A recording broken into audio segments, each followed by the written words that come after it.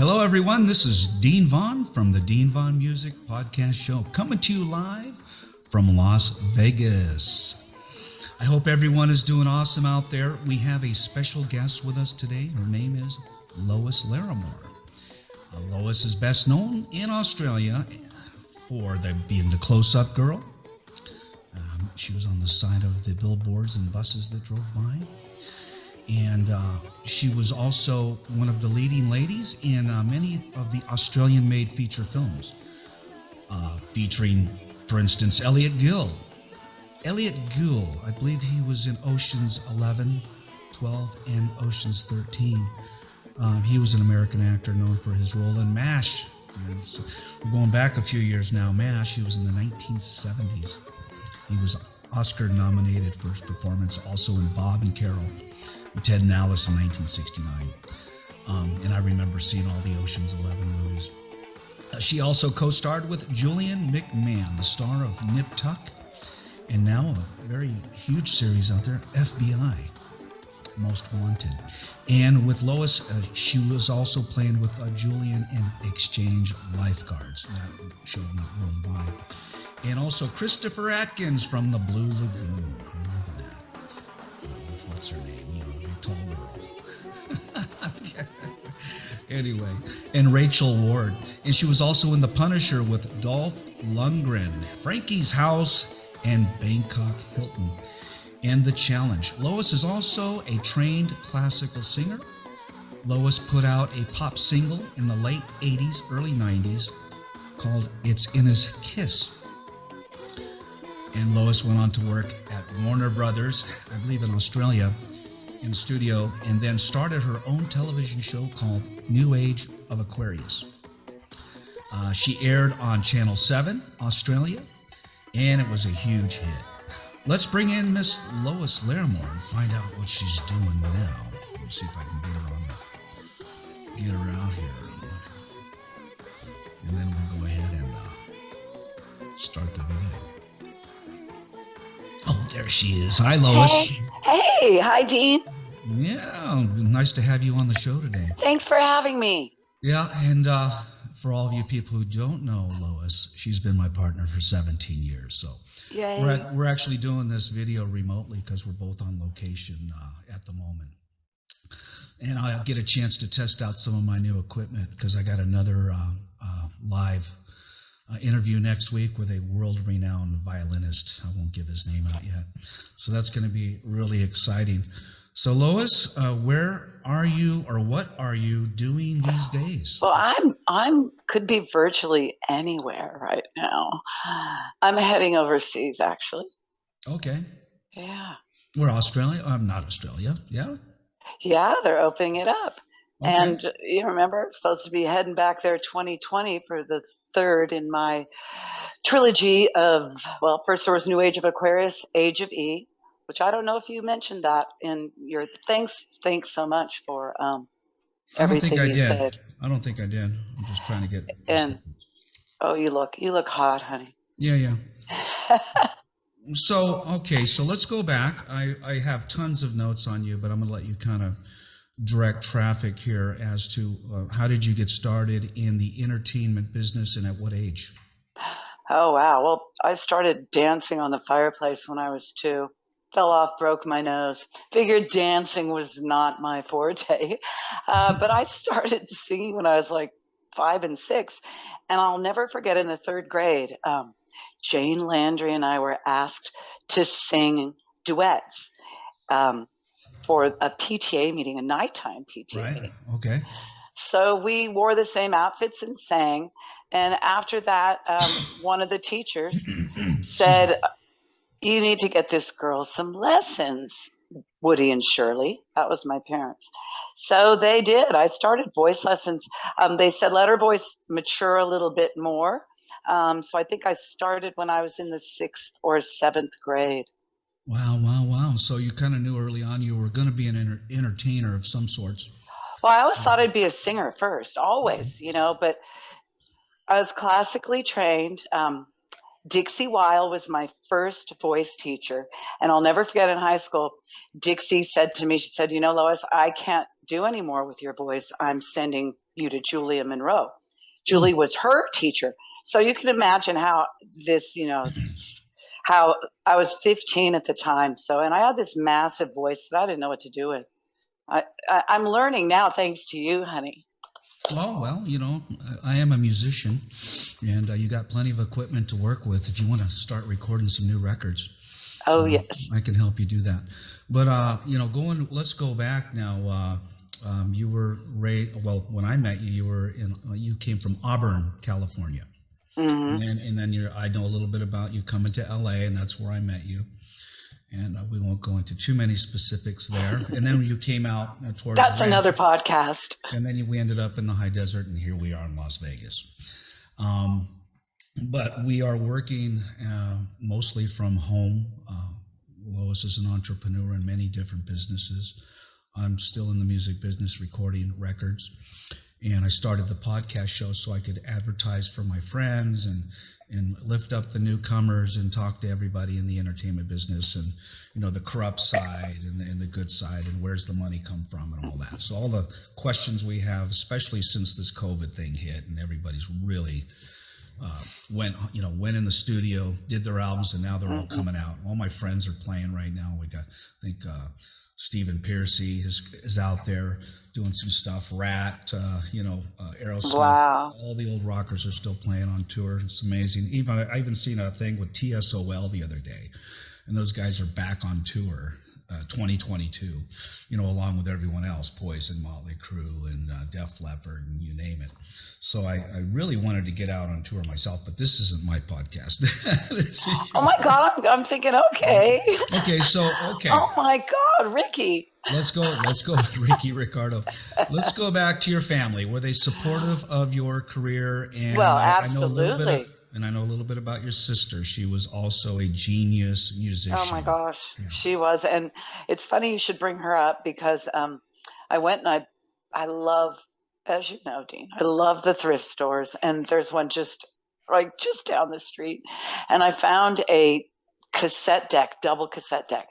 And what should have happened to show? It was like $4.49. Perfect. Works perfect. What should show up yesterday, as you know, Dean? A tape of my sister and I rehearsing for one of our performances at the wine cellar. That's pretty awesome. I heard her sing for the first time. Yes, you did. I met your sister, but she never got to sing for me. Oh, she was too sick then. She had a great voice. Wow. Mm-hmm. Yeah, and she could play guitar. Oh my gosh. Just brilliant guitar player, Yeah, the tape you played, she was playing Dust in the Wind. Yes. Among other songs, she did Summertime in the living room. She was awesome. Well, let's go back to your early. We're skipping over your early career in Australia. So I know. Well, the career with my sister was before Australia. No, hold on. Let me finish what I'm saying so you can answer. You have a lot of friends because I went with you to Australia, and it seemed like Warner Brothers threw you a huge party when we got there. Mm-hmm. And so I know for a fact you have some huge loyal friends that came out of Warner Brothers in Australia. So I want to go back to that time when you worked with Warner Brothers or you were doing films. So just give me like a layout, what happened in Australia? Well, my ex-husband and I moved to Queensland, and I got an agent, and there was this job opportunity to be a presenter at Warner Brothers. Right. And that's where the studios were. So I went and auditioned. And I made it through, and I got to present the Movie Magic show, which really helped my presenting skills. I got to present the sound studio, the blue screen, and we had thousands of people that watched our shows every day. Yeah. And then I decided to audition for the Maverick Grand Illusion Stunt show. I had an accident, brace broke. Fell in bed, 7 months, wrote a TV show. And that's pretty much how that other stuff started. So how far along were you with Warner? How many years were you with Warner? I was only there 2 years. Oh, but okay. it was time to go. They had offered me a position to be an actress, and I auditioned to do an impersonator. I didn't actually audition, sorry. I didn't want to do it, but I did it. and the day I was supposed to be Marilyn again, because I sang telegrams way back when. I didn't want to do it that anymore. The whole reason I worked for Warner Brothers was to hone my presentation skills, not to be Marilyn Monroe. Well, I actually sang telegrams to the stars with Eastern Onion singing telegrams, and it was great. We auditioned on the Queen Mary in Long Beach, and there were thousands of people that auditioned because it was a huge opportunity. Singing telegrams were a big thing back there, Right. and so I got the job, and I did a lot of singing telegrams. I was fortunate to sing for Leonard Nimoy. Oh yeah. I was Mae West. Yeah, and I also sang for William Shatner and his then wife. They renewed their vows. Oh, what a house! And I was Mae West, and then I also did a singing telegram for Alex Van Halen. Is that the drummer? Alex is a drummer. Was dressed, yeah. Right. Well, Eddie's brother. I was dressed as a French maid. Years ago, years ago, and the girls had ordered a French maid from Eastern Onion for him, and they told me to handcuff him, and I was all dressed, and I didn't know he was claustrophobic, so he grabbed me, he got freaked out, and ripped my freaking fishnets, and of course, being the professional I am, finished the job, and Eddie Van Halen tipped me $100. Wow. So it was pretty cool. And one of the best ones was Michael Landon. I got to go to his house in the Malibu colonies, and it was about a few years before he crossed over. It was during the Little House on the Prairie days, and he answered the door. I can't even talk about it. In a pair of OP shorts. Remember those corduroy shorts? Oh yeah. And no shirt. And apparently, and I was a French maid, and the whole family had ordered French maid for the dad and the husband. And back then they didn't have phones. We didn't have, cameras. And he took a picture. Kodak was the sponsor back then. Yeah. He took a picture of a Kodak and he kept it. I didn't get a copy of it because we were never allowed to bring cameras to anything like that, Mm-hmm. But it was a really good experience, and it really honed my skills as far as being in front of people. But, I was in front of people back in high school. I was in all the plays and the musicals, and I always like to be in front of people. Yeah, Michael Landon, he's a huge star. He is, yeah. That's awesome. Or was. Yeah.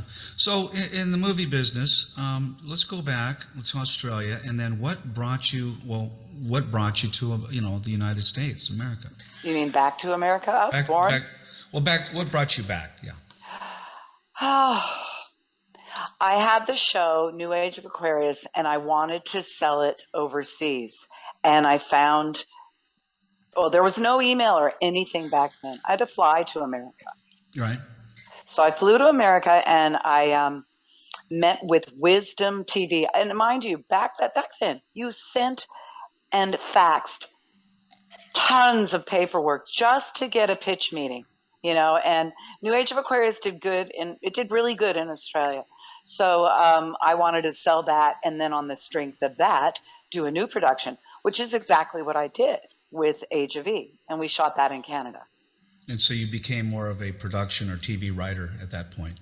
Well, I was the host as well. You were the host, and so you did everything, production. I did everything. Yeah. I even found the money. I was even the executive producer. So you're the executive producer as well. I shared that title with Jim Henley. Love you, Jim. I'd like to go back, and I forgot to ask you, what was it like, since I'm a big fan of Elliot Gould. Elliot Gould, honey. Elliot Gould or Gould? Okay, but we know how you say. Okay, so now I remember him from MASH in the 70s. MASH was a huge serious hit for you younger folks. Now you're dating us. Yeah. But Elliot Gould was huge, and then I saw him again in Ocean's 11, 12, and 13. Mm-hmm. But what was it like being his wife on, I believe, Exchange Lifeguards or Wet n Wild? Oh, what a professional he was. Yeah. Just such a joy to work with, to read lines with, and because I as a professional as well, I've worked on Phil Avalon. is an excellent producer and writer, and that's right. he always gets the money. And Exchange Lifeguards, which is Wet and Wild in America, by the way, and just a little commercial, it's airing and streaming on Roku, Amazon, and Tubi, whatever you say. So, right, you guys, whoever thought. Awesome, and A little picture. And I want to show a little clip of that right now as well. Oh, cool! Awesome. Just to show the audience, right? Just how good you are. I know what a great actress you are. Let's show a clip of that right now. Perfect. As I was saying, Father, this is what we can sell with our new development in Australia: sun, beaches, lifeguards, pretty girls. Mullet Beach has everything that we need. I really think we should move on this, Father. Do you know what this is, son? Mud. Right. Do you know what you can make with it? A mess? Bricks. Mud bricks. Bricks? One day we could build a whole resort out of mud. Organic, natural materials, like an extension of the earth. Yes, sure. Now, Australia and Mullet Beach. I really think that we... I think you better leave, Bobby. My foot's a little bit tired. I'll look after him. Yes, sure. Okay. I'll get back to you later on this, Father, when you're done playing with your mud.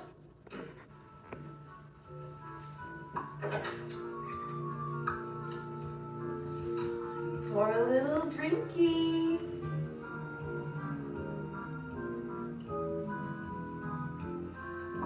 Feeling any younger? All the time. I know a lot of fun things that we can do in the night.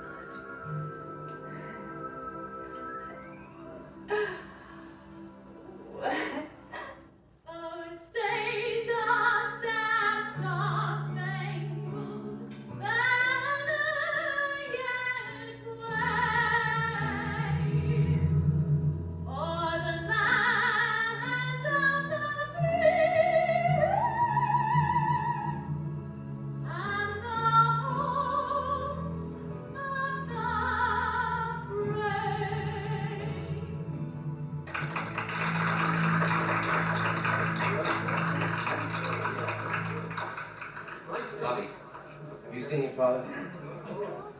Yes. Seems a little preoccupied. I know. There's no way we can let him address this crowd. God knows what he'd say. You'll have to do it. And by the way, have you told your father you're going to Australia? No, not yet. I'll take care of the phone. Mr. McCain. Let's sit down. You look tired. Whatever you say. I hope you're keeping up Mr. McCain's medication. Religiously, Richard. Religiously. Ever think of the sun, Richard? You mean Bobby, Mr. McCain? No, not my son. The sun, up there. Ever think about it? No. Can't say I do. A lot of energy up there, Richard. All the energy we'll ever need. Excuse me, please.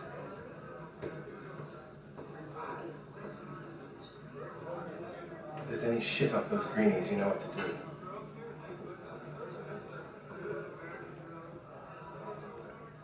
Welcome, distinguished guests, ladies and gentlemen, to the opening of the McCain World Resort here in Los Angeles.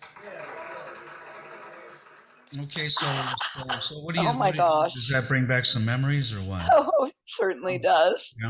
Yeah. Oh my gosh! That scene when we shot the national anthem, I could kill Phil to this day. That's pretty funny. Well, he knew that I'm a perfectionist, and I did every shot a cappella, every shot. And we did it from down below, we did it sideways. So, of course, after shooting for 2 hours, I'm not going to sing it in the same key every time. They love that because the evil Donna McCain didn't have perfect pitch, did she? Oh, I see. So you weren't supposed to be the great singer, more of the trophy show off, the trophy wife. Come down and sing a song for the crowd. Right. And play the piano. That's pretty funny. And Christopher Atkins played. He played my stepson. Your stepson. And it's we all know Christopher Atkins from the Blue Lagoon. Yes. Played with Brooke Shields. Brooke Shields. That's right. And that, I think that was his claim to fame, pretty much. Oh, Right? Christopher's went on to do about 52 features. Wow. Christopher Okay. never stopped working, he's still working. He's doing some, I believe, mining, and working on some new projects. So yeah, Christopher's always doing something. Yeah, what a great guy. I think Yeah. I saw him. Well, I saw him in a couple of series. Was Mhm. it? What was the one? Was it in Dallas or something? He was in. He was in Dallas, and he was also in the Pirate movie with That's right. Christy McNichol. Christy McNichol. Yeah. Yeah. I watched that for Lovely a minute. man. I watched that for a minute. So real quick, and a little personal information. You said, I think you mentioned it, Christopher was a nudist or something. Oh, You yeah. went to Actually, his- Christopher wouldn't mind me. Yeah, I went to his house because we were working on a show together. We were pitching based on online dating, and he said, "Come on over. Let's talk about the script." And Christopher and I were always friends. There was never any, yeah, that kind of hanky, thing. hanky panky. No, it was no. So. Well, no, you said he answered the door naked one. Tell me Well, that story. he did, and he said, "Come in," and I went, "What?" And and you know what? There was a nude beach scene on Exchange Lifeguards, but I wasn't on set that day, so Yeah.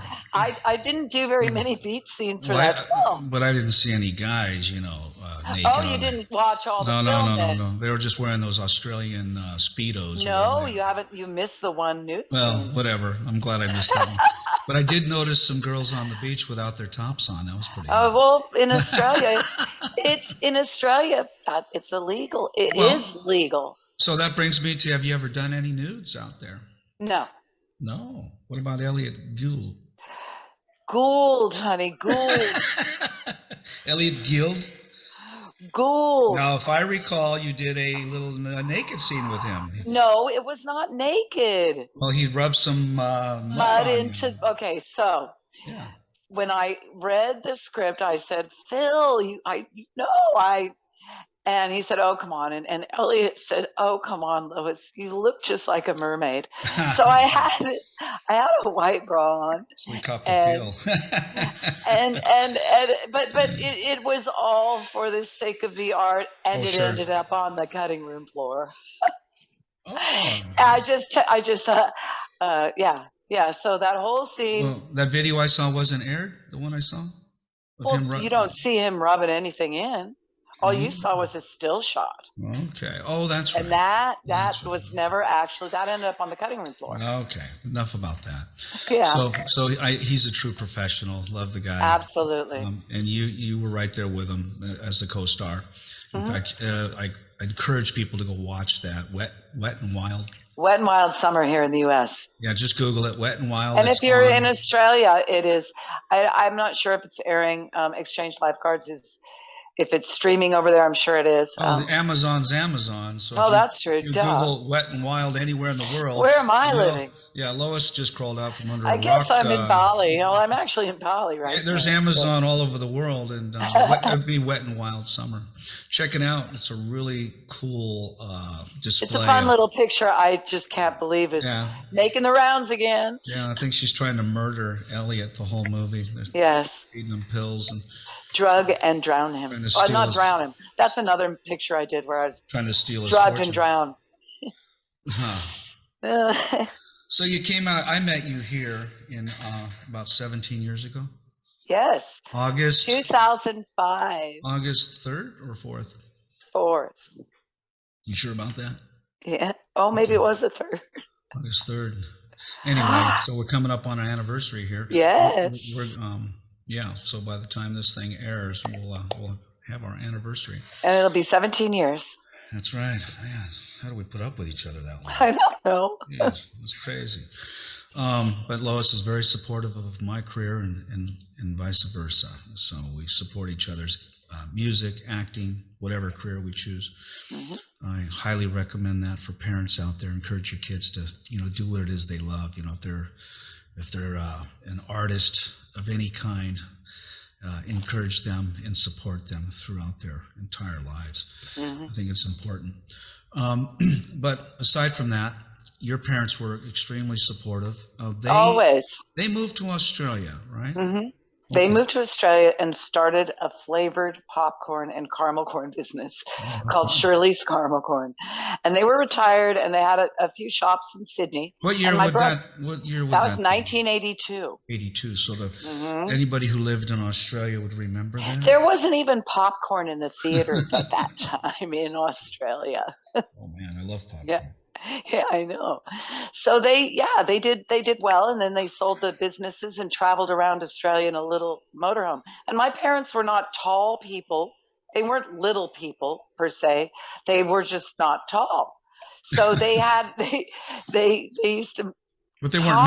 weren't midgets or No, anything. or Okay. dwarfs. No. Just curious. Because you William turned out Shirley were not. you turned out okay.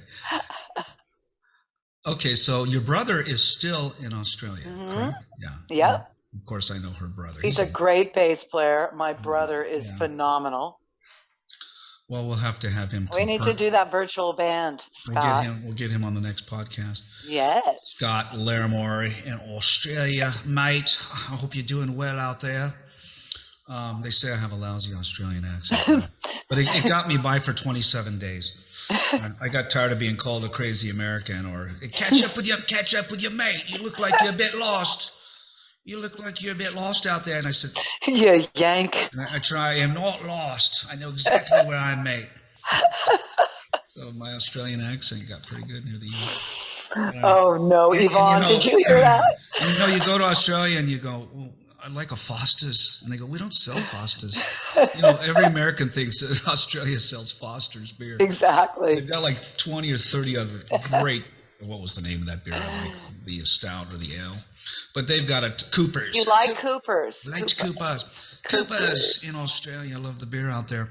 But they got a ton of beers. You think we got a lot of beers here in America. Yeah, go to Australia, man. They got a ton of beers you've never heard of. Mm-hmm. And it's like when I went to Ireland. But anyway, so your brother's still there. He's on the Central Coast? He's just north of Sydney on the Central Coast, right? Where Greg and Amanda live. Hey, you guys. We stayed with Scott, and then we stayed at Greg and Amanda's.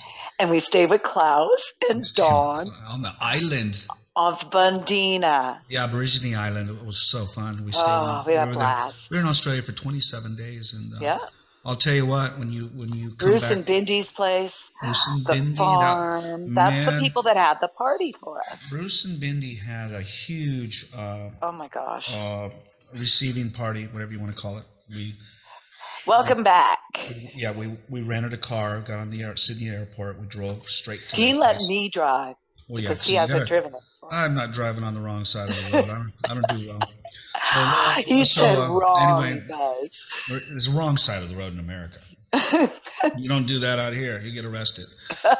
So I let her drive, but Bindi, oh my God, they were so... And they're such amazing hosts. Yeah, they did. And breakfast in the morning with strawberries and poached eggs. And are you kidding me?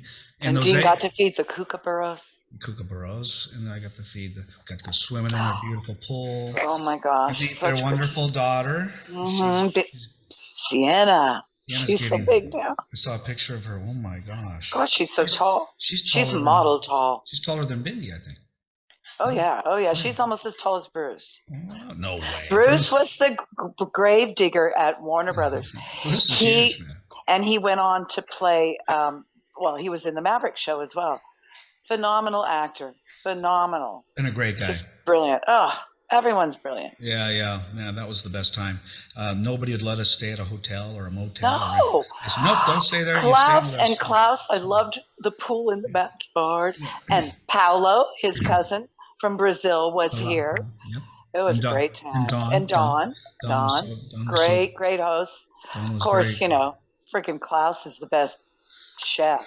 Okay. He's up there with Bindi. Anyway, back to music. Yeah. All right, Lois, not letting me talk again. What's new? So, I had some more questions. So you came back and pursued some other, the internet, and everything started blowing up, streaming. shows on the internet, and we said one day the internet's going to be our TV.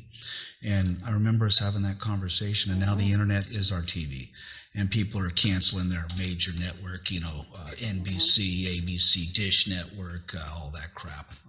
I got rid of mine the minute I could tune into whatever I wanted. That's what's Yes, awesome. we did. Awesome about the internet. And who of those of you watching this show right now, you wouldn't be watching it if you were stuck on DirecTV or Dish. It wouldn't air it. They're so strict out there, but we can watch anything we want. But it's awesome. So that brings me to Lois. She did a couple of things on the internet, and I was involved. And one of the shows went on to, I believe, Wacky Sports or something. They Whacked Out Sport. Whacked Out Sports. If you remember, that was like a comedy, funny things. But they took a piece of the show. But I'll let Lois explain what the show was about and what it was intended for when she shot it. And I believe it was in Hollywood Billiards. I'm a billiard player, by the way. I'm a pool shark. So Yes, he is. Dean's Pool Tips. So Almost Famous. Our YouTube page. keep your money in your pocket. So tell me how you thought about this pool show. What influenced you, and what made you get started? And Well, actually, you influenced me when we started to play APA. APA League, And I thought, how come there's no channel out there for TV, like pool the players. golf channel Yeah. or the tennis channel? So I thought, okay, I'm going to write a bunch of shows, which I did.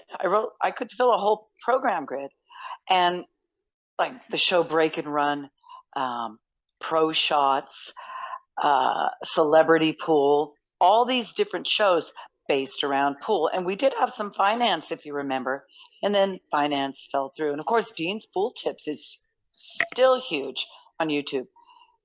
Yeah, so so out of that show, we have over 2 to 3 million. Yes. And Bikini Pool, which is the show you started this with, is almost to 1 million hits. We should do a podcast show with them. Because each one of those girls went on to do other things. Yes. Brigitta went on to be on Californication. Yes. With Duchovny. Mm-hmm. I remember her getting out of the bed. He had like 3 chicks in the bed. And Brigitta was one of them, and her hair's all messed up, and her clothes are halfway on. So she got to play with. She went on, and we still have the pool video footage of her. Yes. And then Stevie, who was your host, she went on to be a horse trainer or something. Oh my gosh! Well, she was a presenter for quite some time. Yeah. She presented for the horse jockey race channel, and now she's a trainer. And she's kicking butt. She's training about stables. 7 or 8. Yeah. She has her own stable. She's in Canterbury Park, I think it is, right now. And she's kicking ass. So proud of that girl. Yeah, that's awesome. And you had some very talented girls. And and Playboy bunnies were coming over, and they were walking through Hollywood Billiards. For those of you who don't know, they have like 20, 30 pool tables in there. And it's a 2-story building. And you got these girls in string bikinis from Playboy walking right down the middle. You got all these pool Dean players. loved it. I don't think there was a game being played when that happened. Oh my goodness! And I was playing Mike Eberly, who was like 24th in the world. Max. Max. Sorry, Eberly. Max. Yeah, whatever. Max. He was a badass pool player. I'll tell you that. Yeah, he is. Yeah, and that guy could. I think I played him 24 games, and I lost 24 games. There was one, he gave me the ball back, and I got to shoot it once, and then he jumped over something, kicked my ass. That guy's nuts. Because I was not the choreographer, but I was kind of like the consultant during the billiard shows. Break and Run, during Celebrity Pool. We had Pro Shots where I set up every game. I set up a 9-ball, a 10-ball, 8-ball, 3-ball. I don't know. I set up about 10 games, and they went through them to educate the public. And then they had a Pro Shots match with Max and Corey Harper. Corey Harper, another famous player. And these guys have all played with the top level billiard players in the world. So Efren Reyes, who we know very well. Yay. Bustamante, who's his partner. These are the 2 of the top. That's mypooltv.com. Filipino pool stars. And they're major celebrities in the Philippines. And so we got to do the show with them. We got to do an interview with, me and Lois did an interview with Efren Reyes. And I remember it was in Bell at What was the name of that billiard? Hard Times. Hard Times. That was at Hard Times, and man, what a great interview that was. And he doesn't do a lot of interviews. In fact, I don't think I've heard one. No. So if you get to find it, man, check it out. I think it's on Vimeo. I'll check it out. Put it wherever we need to put it. Yeah. Right. So I was pretty heavy into pool, and I guess that's why we did the pool tips. Well, for those that don't know, Dean's music is on the pool tips as well. Yeah, all of the songs that are behind the video clips are songs I've Our written. editor, yeah. I wrote Break and Run. I wrote Bikini Pool. I wrote a commercial clip for Pro Shots. It goes Pro Shots, bum bum ba-dum, Pro Shots. Pro Shots, Pro Shots, Pro Shots. So I had my buddy did some recordings at the time because I wasn't all set up to quickly record an MP3 and shoot it to. Not like today. So I went over his house. He played the guitar, and man, that was so fun. Yeah, so I wrote like 5 or 6 real quick because they needed them, and it's expensive to license other people's music, so I do a lot of commercial writing, things like that. Well, I took all Dean's music, and you can have Dean as your ringtone. Okay, this isn't about Dean, Lois. Let's talk more about. It doesn't matter, but I made that happen, so that's about me. I'll do a commercial later on that. I don't need you to talk about that. So on to what are you doing now? Oh my gosh, what am I not doing? Yeah. Well, I'm really cottoning on. I'm after a decade of being away from the camera, working, writing, blogging, learning digital content, learning search engine optimization, all that blah, blah, blah, behind the scenes stuff. I decided it was time to get back in front of the camera. So I've invested some, I'm ready to go, and I'm succeeding. I'm getting callbacks. So that made me think, you know what, I'm going to get our channel started, Almost Famous. So I'm going to start shooting some videos for my crystals, for my music, which I'm getting back into. We just recorded a song together. And, I've got a song of my sister's that I'm going to re-record. So I'm getting back into music and acting. Yeah, Lois got to do some co-sync singing vocals on, we just did a remake, Chris Isaac's song called Wicked Game. Right, Wicked Game. Yes. Man, it's like a kind of a dance vibe. And kind of like it's in its kiss. I was bored one day, and I got in the studio and I pulled down awesome. Every hip hop rhythm disco beat I could find, and I threw like some crazy video on top of it. So it's on YouTube if you want to check it out. But it's cool. I really just kind of did it for a vibe, and I love Chris Isaac, man. So and that song. And our voices blend amazing. Yeah, so. And go out and support Chris too, because he's out on tour again, Chris Isaac. And man, and go out and support all these rock bands that are out there playing, man. These guys aren't making a ton of money on the internet when not like the days when we sold records to Tower Records and all that. Right. Things have changed. So get out there and support these artists out there that are out there struggling and touring right now. They got to pay for the roadies, they got to pay the grips, they got to pay everybody to get that show happening. Right. And they're playing all, 30, 40, 50 gigs all over all the country. So get out there and support them, man, because it's great music. And we need to bring back some of that stuff we had in the 80s and 90s, man. In the 70s, bring some of that stuff. And we need it is. It's revamping itself, But I want to get back into it. I mean, my voice, as you know, has changed. Yeah, so my instrument. Sure. Well, it sounds like you're trying to find yourself in the music era, like what kind of voice, because you come from an opera, real strong vibrato. You could probably, I don't have that anymore. I don't have that range. And then and I'm kind of rough bluesy singer. I kind of sing a little pop, so we could probably mix real well on a future album. I think so. Yeah. I think so. Trevor would be happy, wouldn't you, Trevor Sinclair? Trevor is the one that got behind my single in Australia. And Trevor, which I just found his cassette too, Dean.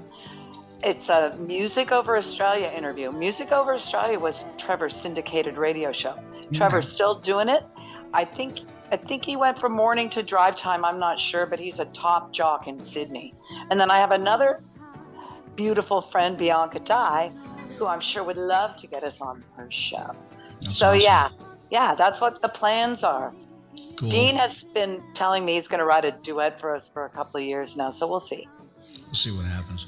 But hey, we're going to just take a little commercial break. I'm going to come back and I have a couple more questions for you. Awesome. Okay. Whoa. Okay, we're back with Lois Larimore. We're talking more about her music and her acting career, and we're trying to find out what is she up to now, and that's kind of where we're at now. And what are your future hopes and plans? And I know we're doing some recordings together as well. So how do you feel about that? I've always wanted to sing with you. That's it. For those of you that don't know, I've been working with this new instrument for about a decade. The time that I've been on hiatus. I have been in hiatus since 2012, mainly because we didn't have the access to virtual screen tests like we do now. Now you can get called back for a feature film and do it in the comfort of your own set. You couldn't do that back then. Yeah, if COVID did change that. Yeah, we got the green screens we can use. Yeah, anything. We could literally be anywhere in the world, right? So I'm working on content creation for other companies. You and I are both doing background stuff. I'm working on some more meditation tapes. I'm doing a lot of things. I might even play one of those during this podcast as background filler. So cool. if you guys are hearing music right now, it's the commercials we've been working on. Really cool vibes. And Lois Jane's been got some great voice. Excellent voiceovers. If someone out there is looking for voiceover work, contact us through this podcast because Lois is right now doing a ton of voiceover. In front of the camera too, both. Right, but she's got the perfect voice and she can do almost anything. And we're starting to do some backing tracks for commercials, things like that. Dean writes the best music. You'll find those on my website, deanvaughnmusic.com. And I will probably have, and also I started my new merchandise line. Yay! I'm getting a bikini. Get the shirt. So I got this coffee mugs going out, and I got all kinds of fun stuff. It's kind of brand new, so and I'm keeping the prices as low as I possibly can, so I can afford to ship these things out. But jump on the website, check out the store, and I'm going to be putting also the podcast celebrities that I talk to. I'm going to put a picture of them on the podcast episode, and I'm going to make a shirt for each podcast, and some of the revenue will go back to the celebrity or the artist that I'm doing. So I'm going to do that. I got to get in touch with. I just did an interview with Timothy Gaines from Stryper, and that was an great awesome interview. I'm going to talk to Timmy more about that. Joining forces on the merchandising, because remember, you got to support your artist out there, man. They're trying to do everything they can. Download the music, get their merchandise. Go watch them on tour, man. So, I talked to Timmy a lot about that, and man, I'm one of those musicians. I'm gonna get out there and do it again. Talking to my friend Tom Hardy, man. He's doing some recordings back at his. Tom. Back at his pad, and we're gonna go see him. We're gonna go visit you. Yeah. And your lovely wife. Yeah, I just checked out plane flights, man. It'd be fun to go hang out down there. Sometime in September. So all my musician friends are still doing it. We're still out there doing it. So I just can't express enough. Just support them. If you know of them and you know what they're doing and you love them, give them some support. And I'm doing the same. I'm going to do the same through the podcast as well.